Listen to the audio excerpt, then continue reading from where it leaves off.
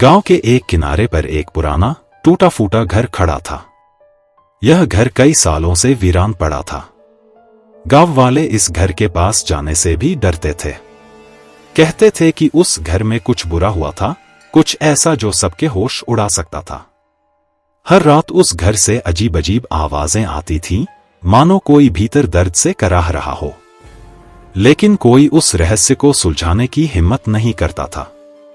राघव एक युवा था जिसने हाल ही में शहर से गांव में वापस आने का फैसला किया था। उसे इन भूत प्रेतों की कहानियों पर विश्वास नहीं था। वह मानता था कि ये सब केवल अंधविश्वास हैं और गांव वाले बेवजह डरते हैं। जब उसने उस घर के बारे में सुना तो उसकी उत्सुकता बढ़ गई। उसने तय किया कि वह उस घर में जाकर देखेगा कि असल में क्या है। रात का समय था। राघव अपने हाथ में टॉर्च लेकर उस पुराने घर की ओर चल पड़ा। गांव के बुजुर्गों ने उसे रोकने की कोशिश की, लेकिन राघव नहीं रुका। यह सब बकवास है, उसने कहा और चल पड़ा। घर के पास पहुंचते ही हवा में कुछ अजीब सा महसूस हुआ। घर के चारों ओर की हवा ठंडी और भारी हो गई थी। घर के दरवाजे पर लगी जंग लगी चेन धीरे धीरे हिल रही थी, जैसे किसी ने अभी अभी उसे छुआ हो। राघव ने उस चेन को खींचा और दरवाजा एक भयानक आवाज के साथ खुल गया। अंदर का माहौल अंधेरा और सड़ांध भरा था। दीवारें टूटी हुई थीं और फर्श पर धूल की मोटी परत थी। राघव ने अपनी टॉर्च जलाकर चारों ओर देखा। सब कुछ वीरान और सुनसान था, लेकिन कहीं कहीं ऐसा लगता था जैसे कोई उसे देख रहा हो। उसे हल्की सरसराहट सुनाई दी, जैसे कोई उसके पीछे चल रहा हो। उसने मुड़कर देखा, लेकिन कुछ नहीं था। अचानक उसकी नजर तहखाने की ओर जाने वाली सीढ़ियों पर पड़ी। सीढ़ियां टूटी फूटी थीं और नीचे गहरा अंधेरा था। राघव ने हिम्मत जुटाई और सीढ़ियों से नीचे उतरने लगा। जैसे ही वह नीचे पहुंचा, उसे महसूस हुआ कि वहां कुछ अजीब था। तहखाने की दीवारें किसी रहस्यमय चित्रों से भरी थीं, जिन पर लाल रंग से कुछ लिखा हुआ था। वह चित्र बेहद डरावने थे, जैसे किसी ने अपने भय और पीड़ा को उन पर उकेरा हो। राघव ने दीवारों पर उकेरे गए शब्दों को पढ़ने की कोशिश की, लेकिन वह किसी अज्ञात भाषा में थे। तभी उसे तहखाने के एक कोने से हल्की हल्की खड़खड़ाहट सुनाई दी। उसकी धड़कनें तेज हो गईं, लेकिन वह रुकने वाला नहीं था। उसने धीरे धीरे उस आवाज की दिशा में कदम बढ़ाए। आवाज और तेज होने लगी, जैसे कोई या कुछ उसके पास आ रहा हो। अचानक एक तेज चीख गूंज उठी, जिससे राघव के पैर ठिठक गए। उसकी टॉर्च झपकने लगी और कुछ क्षणों के लिए चारों ओर घना अंधेरा छा गया। जब टॉर्च की रोशनी फिर से लौटी, तो उसने देखा कि तहखाने के कोने में एक कंकाल जैसी आकृति बैठी थी, जिसकी आंखों से लाल रोशनी चमक रही थी। राघव के होश उड़ गए। उसका शरीर जम गया था, जैसे किसी अदृश्य शक्ति ने उसे पकड़ लिया हो। उस आकृति ने धीरे धीरे अपना सिर उठाया और राघव की ओर देखा। उसकी आंखों से निकलने वाली लाल रोशनी और तीव्र हो गई। राघव ने खुद को छुड़ाने की कोशिश की, लेकिन वह हिल भी नहीं सका। तभी वह आकृति हंसने लगी। उसकी हंसी इतनी भयावह थी कि राघव का दिल कांप उठा। अचानक से एक तेज हवा का झोंका आया और तहखाने के दरवाजे जोर से बंद हो गए। राघव अब पूरी तरह से उस घर के भीतर फंस चुका था। आकृति धीरे धीरे उसकी ओर बढ़ने लगी। राघव का गला सूख गया और उसकी आंखों के सामने अंधेरा छा गया। जब राघव ने अपनी आंखें खोलीं, तो उसने खुद को तहखाने के ठंडे फर्श पर पड़ा पाया। उसकी टॉर्च कहीं दूर लुढ़क चुकी थी और उसकी रोशनी अब बेहद कमजोर हो गई थी। चारों ओर सन्नाटा था, सिवाय उसके तेज धड़कन के जो उसकी अपनी कानों में गूंज रही थी। वह उठने की कोशिश कर रहा था, लेकिन उसकी टांगों में इतनी कमजोरी महसूस हो रही थी कि वह खड़ा नहीं हो सका। यह क्या था? राघव ने खुद से सवाल किया। उसका पूरा शरीर पसीने में तर था। उसे उस आकृति की याद आई, वह हंसी, वह लाल आंखें और वह ठंडी हवा जिसने उसे जकड़ लिया था। लेकिन अब वहां कुछ नहीं था, सिर्फ वही अकेला और तहखाने में फैली भयावह शांति। कुछ देर बाद उसने धीरे धीरे अपने आप को संभाला और किसी तरह खड़ा हो गया। उसकी नजर उस जगह पर गई जहां वह आकृति बैठी थी। अब वहां सिर्फ अंधकार था। क्या यह मेरी कल्पना थी? उसने खुद से पूछा। शायद वह सिर्फ डर गया था। उसे लगा कि यहां से जितनी जल्दी हो सके बाहर निकलना चाहिए। लेकिन जब उसने दरवाजे की ओर कदम बढ़ाए तो उसे एक अजीब सी खींचतान महसूस हुई, जैसे किसी अदृश्य ताकत ने उसे वापस पकड़ लिया हो। उसके पैर रुक गए और उसकी सांस फिर से तेज हो गई। तभी दीवार पर लगे उन रहस्यमय चित्रों में कुछ हलचल महसूस होने लगी, जैसे वे चित्र जिंदा हो उठे हों। दीवारों पर उकेरे गए चेहरे हिलने डुलने लगे और उनके होंठों से धीमी धीमी बुदबुदाहट निकलने लगी। राघव का दिल जोर से धड़कने लगा। उसे समझ में नहीं आ रहा था कि यह क्या हो रहा है। वह अब दरवाजे की ओर भागने के लिए मुड़ा, लेकिन उसकी आंखें फिर से उन चित्रों पर टिक गईं। उनमें से एक चित्र में एक महिला की आकृति थी जो किसी दर्द में छटपटा रही थी। उसके चेहरे पर भय का भाव था और उसकी आंखें बिल्कुल राघव की ओर देख रही थी। अचानक वह आकृति और स्पष्ट हो गई। महिला की आंखों से आंसू बहने लगे और होंठ हिलने लगे। मुझे बचाओ, एक धीमी आवाज गूंज उठी। राघव का गला सूख गया। यह कैसे हो सकता है? वह बुदबुदाया। लेकिन आवाज फिर आई, इस बार और भी तेज। मुझे बचाओ। राघव अब पूरी तरह घबरा गया था। वह समझ नहीं पा रहा था कि यह सब क्या हो रहा है। वह पीछे हटने लगा, लेकिन जैसे ही वह दरवाजे की ओर मुड़ा, दरवाजा अचानक जोर से बंद हो गया। उसकी टॉर्च की रोशनी भी बुझ गई और अब चारों ओर घना अंधेरा फैल चुका था। तुम यहां से बच नहीं सकते, एक और गहरी आवाज गूंजी। यह आवाज तहखाने के हर कोने से आ रही थी। राघव को महसूस हुआ जैसे कोई अदृश्य ताकत उसे चारों ओर से जकड़ रही है। उसकी सांसें भारी हो गईं और उसे लगा जैसे उसके शरीर का खून जमने लगा हो। अचानक एक ठंडी हवा का झोंका आया और वह फिर से उसी जगह जा गिरा। इस बार तहखाने की दीवारों से निकली रहस्यमय आकृतियां और भी भयानक रूप लेने लगीं। दीवारों से खून जैसा लाल तरल बहने लगा और पूरे तहखाने में सड़ांध फैलने लगी। राघव का गला सूख गया, उसका शरीर कांपने लगा। तभी अचानक एक अजीब सी रोशनी कमरे के कोने से चमकने लगी। राघव ने कांपते हाथों से उस दिशा में देखा। वहां तहखाने के एक पुराने लकड़ी के दरवाजे के पीछे से वह रोशनी आ रही थी जो अब तक उसकी नजरों से छुपा हुआ था। उस दरवाजे पर भी लाल रंग से कुछ अजीब निशान बनाए गए थे। राघव के मन में डर के बावजूद उसकी उत्सुकता जाग उठी। क्या यह रास्ता उसे यहां से बाहर निकाल सकता है, या फिर यह कोई और भी बड़ा खतरा था? डर और उत्सुकता के बीच जूझते हुए राघव ने धीरे धीरे उस दरवाजे की ओर कदम बढ़ाए।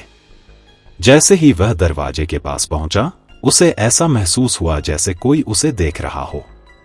पीछे मुड़ने पर उसने देखा कि वह आकृति फिर से उसकी ओर देख रही थी, वह लाल आंखों वाली भयानक कंकाल जैसी आकृति जो पहले दिखाई दी थी।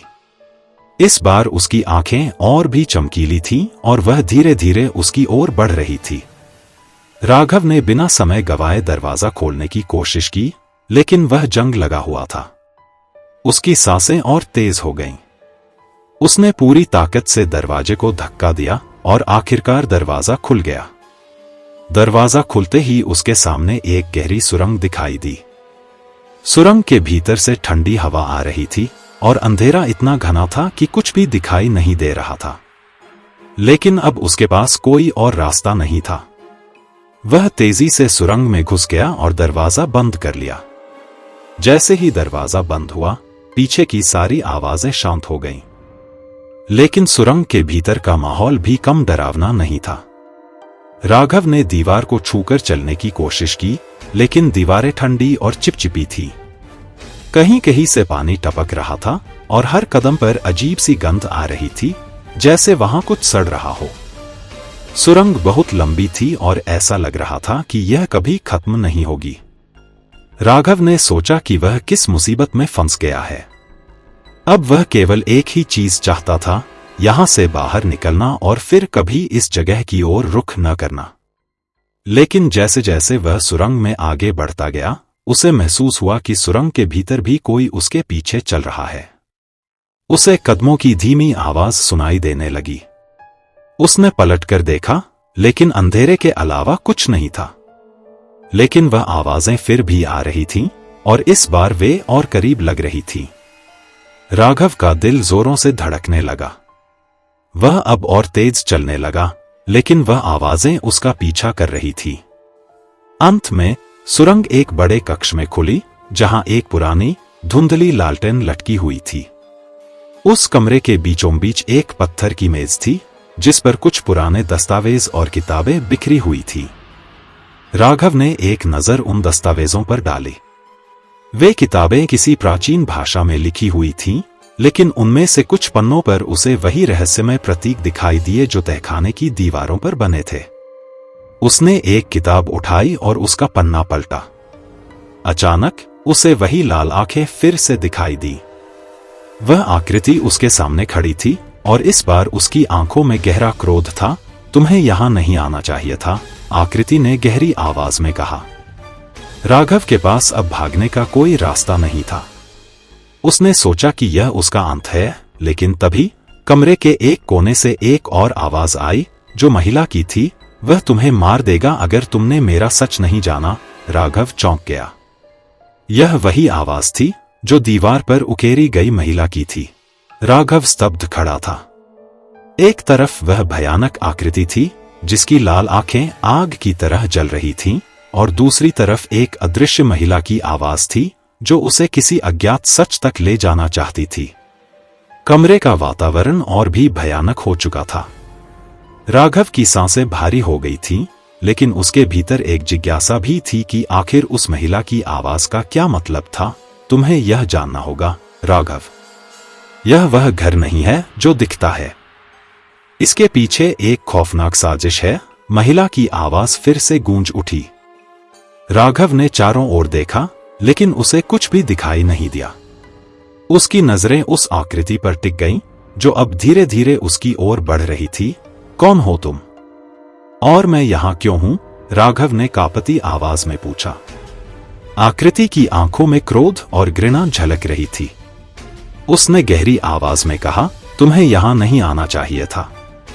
यह जगह तुम्हारे लिए नहीं है। यह जगह मृत आत्माओं का घर है, और अब तुम भी उनमें से एक हो जाओगे। राघव के रोंगटे खड़े हो गए। उसे लगा कि उसका अंत नजदीक है। लेकिन तभी महिला की आवाज फिर से सुनाई दी। तुम्हारे पास समय कम है, लेकिन तुम अभी भी खुद को बचा सकते हो। मेरे साथ आओ, मैं तुम्हें इस भयानक सच्चाई तक ले चलती हूं। राघव के सामने दो रास्ते थे, या तो वह उस भयानक आकृति का सामना करता, या उस अदृश्य महिला की आवाज के पीछे जाता। बिना कोई और देर किए उसने महिला की आवाज पर भरोसा करने का फैसला किया। उसने मेज से वह पुरानी किताब उठाई, और जैसे ही उसने पहला पन्ना खोला, एक तेज रोशनी उसके चारों ओर फैल गई। अचानक राघव खुद को एक पुराने जमाने के गांव में खड़ा पाया। यह वही जगह थी जहां वह अभी था, लेकिन यह गांव पहले जैसा नहीं था। हर ओर हरियाली थी, लोग हंस रहे थे, बच्चे खेल रहे थे। उसे समझ नहीं आ रहा था कि वह कहां आ गया है। यह दृश्य उस खंडहर के बिल्कुल विपरीत था जिसमें वह फंसा हुआ था। तभी उसने देखा कि गांव के किनारे पर वही पुराना घर खड़ा था, लेकिन यह घर अब बिल्कुल नया था, सुंदर और आलीशान। उसके सामने एक महिला खड़ी थी, लंबे काले बाल, सफेद साड़ी और खूबसूरत चेहरा। उसकी आंखों में गहरी उदासी थी। राघव को समझ में आ गया कि यही वह महिला है जिसकी आवाज उसने सुनी थी। तुम कौन हो? राघव ने धीरे से पूछा। महिला ने उसकी ओर देखा और उसकी आंखों से आंसू बहने लगे। मेरा नाम सविता है, उसने धीरे से कहा। और यह घर मेरा था, लेकिन अब यह मेरे लिए श्राप बन चुका है। राघव को महसूस हुआ कि सविता के पास कोई बड़ा राज छिपा हुआ है। तुम्हारे साथ क्या हुआ? उसने पूछा। सविता ने गहरी सांस ली और कहना शुरू किया, यह बहुत साल पहले की बात है। यह घर मेरे पति और मैंने अपने सपनों के साथ बनाया था। हम दोनों एक दूसरे से बहुत प्यार करते थे। लेकिन धीरे धीरे चीजें बदलने लगीं। मेरे पति का व्यवहार अजीब होने लगा। वह हर रात देर से आते और किसी अज्ञात ताकत के प्रभाव में रहते। एक दिन मैंने उन्हें तहखाने में किसी रहस्यमयी किताब के साथ देखा। वह किताब वही थी जो तुमने देखी थी। राघव का दिल जोर से धड़कने लगा। फिर क्या हुआ? उसने और जानने की कोशिश की। सविता ने अपनी आंखें बंद कर ली, मानो वह उन दर्दनाक यादों को भूलना चाहती हो। वह किताब शैतानी तंत्र से जुड़ी थी। मेरे पति ने अपने फायदे के लिए उस ताकत को बुलाने की कोशिश की। उन्होंने सोचा कि वह अमर हो सकते हैं, लेकिन वह नहीं जानते थे कि उस किताब को खोलना ही हमारे विनाश का कारण बन जाएगा। एक रात उन्होंने उस शैतानी अनुष्ठान को पूरा किया और उसी रात उस घर में कुछ भयानक हुआ। मेरे पति की आत्मा उसी पल मारी गई और वह एक भयानक आत्मा में बदल गए। उनका शरीर जीवित था, लेकिन उनकी आत्मा अब उस शैतानी ताकत का गुलाम बन चुकी थी।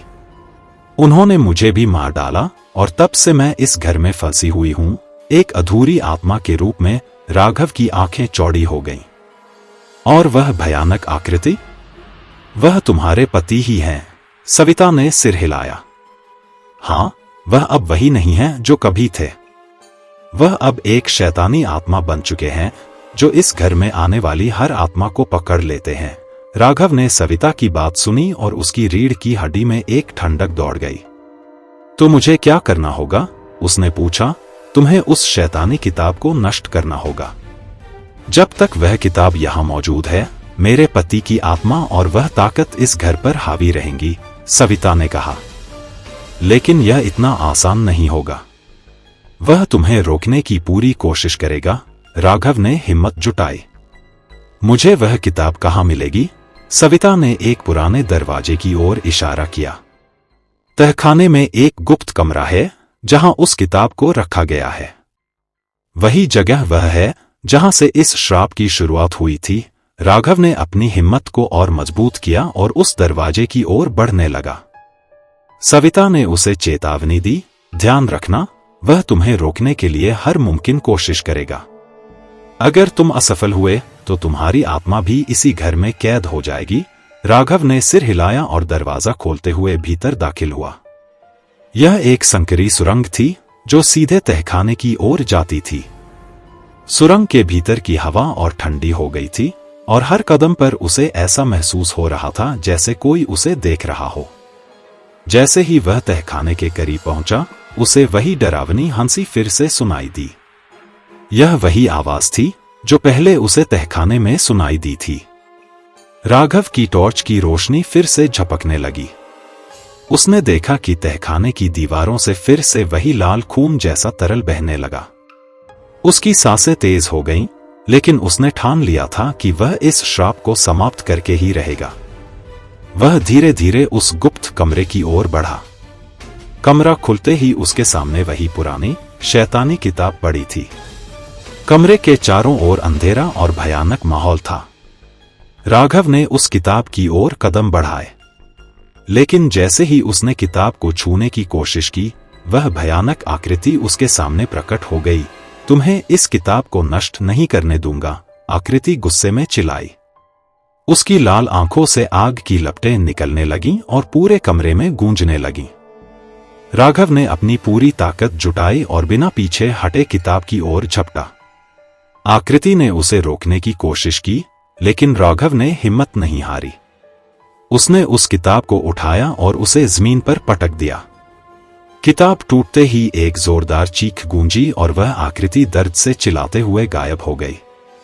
सविता की आवाज फिर से गूंज उठी, तुमने उसे हरा दिया, राघव। अब यह श्राप हमेशा के लिए समाप्त हो गया है। कमरे में चारों ओर शांति छा गई। राघव ने राहत की सांस ली। राघव ने किताब को नष्ट कर दिया था और उसके साथ ही उस भयानक आकृति की चीखें अब भी उसके कानों में गूंज रही थी। कमरे में अब भयंकर शांति थी, लेकिन इस शांति में एक अजीब सी बेचैनी छिपी हुई थी। वह बुरी आत्मा जो सविता के पति के रूप में मौजूद थी, गायब हो चुकी थी। लेकिन राघव के मन में अभी भी कई सवाल थे। तभी सविता की आत्मा प्रकट हुई। उसकी आंखों में आंसू थे, लेकिन इस बार वे आंसू दुख के नहीं बल्कि मुक्ति के थे। उसका चेहरा अब शांत और संतुष्ट दिख रहा था। तुमने जो किया उसके लिए मैं तुम्हारी आभारी हूं राघव। तुमने मुझे और इस घर को इस श्राप से मुक्त कर दिया, सविता ने कहा।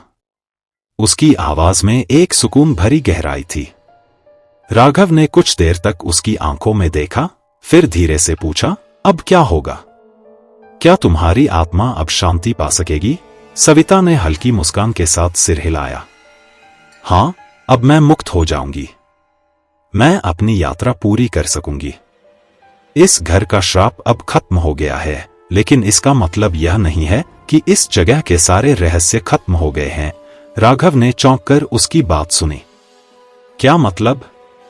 और भी कुछ है? सविता की आंखों में एक अजीब सी चमक आई। यह घर एक शक्तिशाली स्थान है। इसने कई आत्माओं को देखा है और कई रहस्यों को अपने भीतर समेटे हुए है। तुमने केवल एक अध्याय को समाप्त किया है, लेकिन इस जगह के कई और अध्याय हैं जिन्हें अभी उजागर किया जाना बाकी है। राघव का दिमाग अब और भी सवालों से भर गया था। लेकिन अब क्या? मैं यहां से जा सकता हूं, सविता ने धीरे से कहा। तुम जा सकते हो। यह घर तुम्हारे लिए अब सुरक्षित है। लेकिन याद रखना, अगर तुम कभी इस घर के रहस्यों में और गहराई से उतरना चाहते हो तो यह तुम्हारा स्वागत करेगा।